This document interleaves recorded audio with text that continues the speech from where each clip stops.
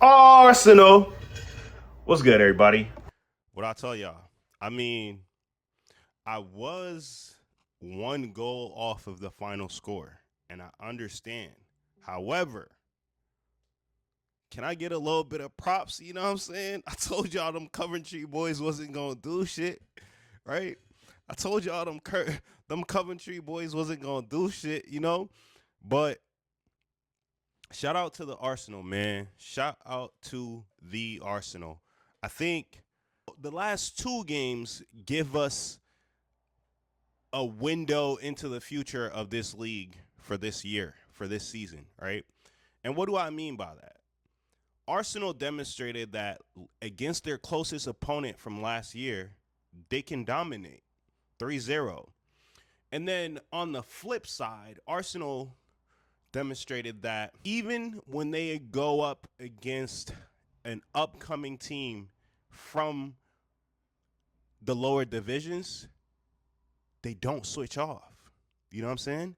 We don't switch off. Last year, a team would have came to the Emirates, parked the bus. A team like Coventry would have came to the Emirates, parked the bus, and we would have spent the whole time looking for a way to score a corner kick or something of that sort. But today was totally different. What you saw today is what Arsenal looks like going forward.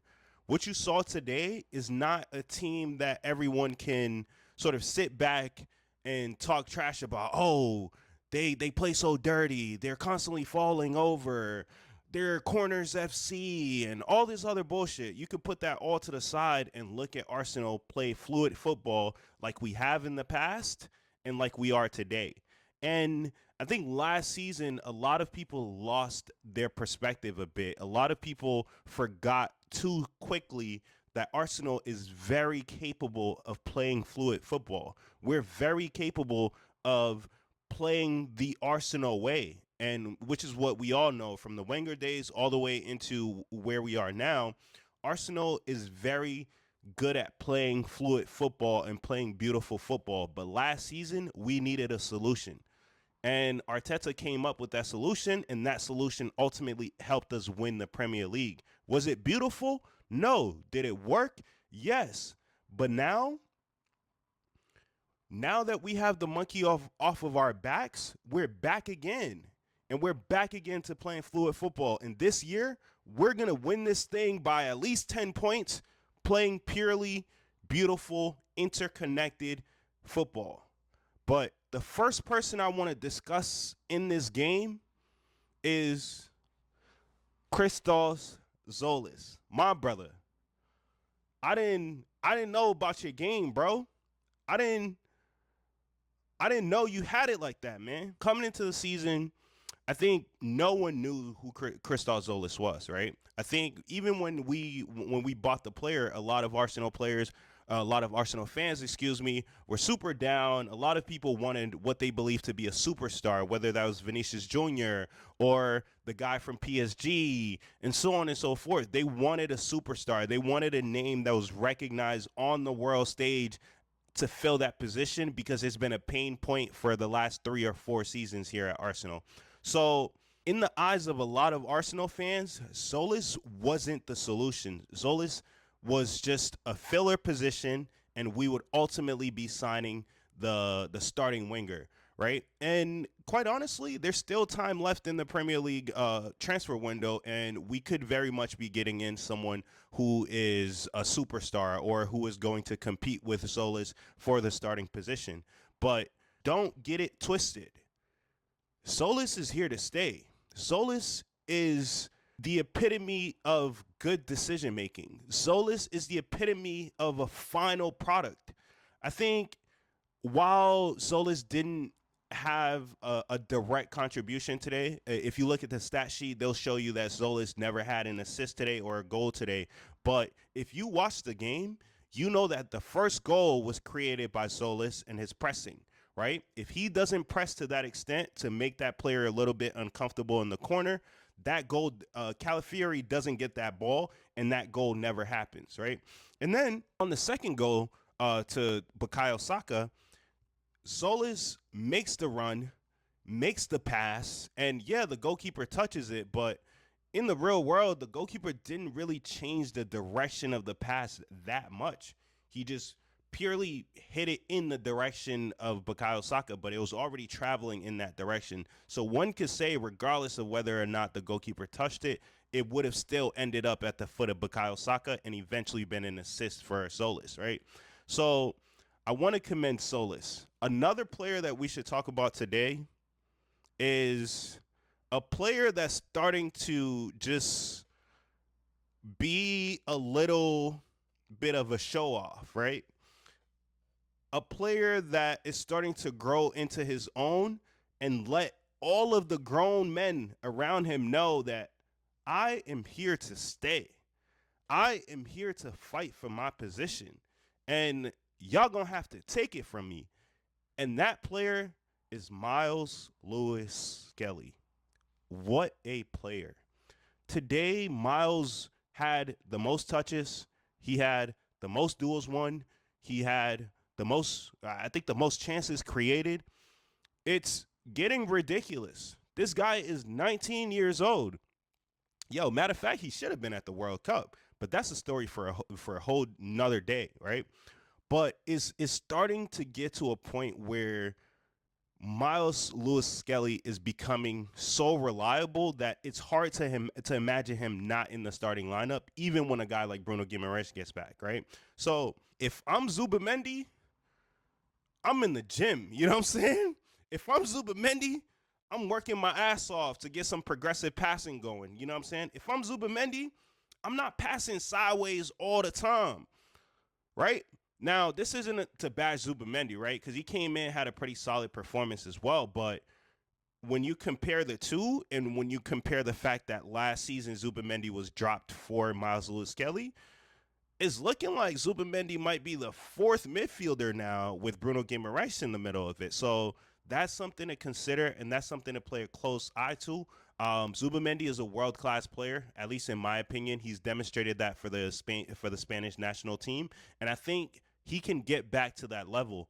I think his confidence was shocked a little bit by some things that happened towards the end of last season, and it's going to take him some time to get on ramp in this new season because he hasn't played consistent football for a while. Ever since the end of last season, he barely played in the World Cup as well, so you have to take that into consideration. However, Zubamendi, this guy, Miles Lewis Skelly, is coming for your position. You got to do something about it, right? The next player I want to talk about is Kai Havertz. In this season, there's been a lot of discussion surrounding who Arsenal should start and who should come off the bench and so on and so forth. But if you ask me, I think Kai has pretty much demonstrated that when he's in the team, Arsenal is simply much more efficient, right? Even if Kai isn't the one scoring the final goal, Kai's understanding of space and making the right runs and making the right decisions in terms of who he passes to and so on and so forth ultimately ends up creating an environment where everyone can thrive, right? All of the other players around him can thrive and be able to play their game to the best of their ability because Kai's game complements the other attackers. Unfortunately, we can't say the same for Victor just yet, right?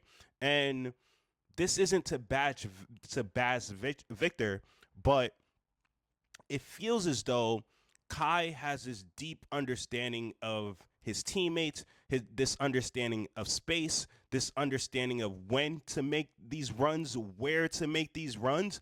And when you look at the footballing capacity of Kai versus Gyökeres, I don't think it's very close, right?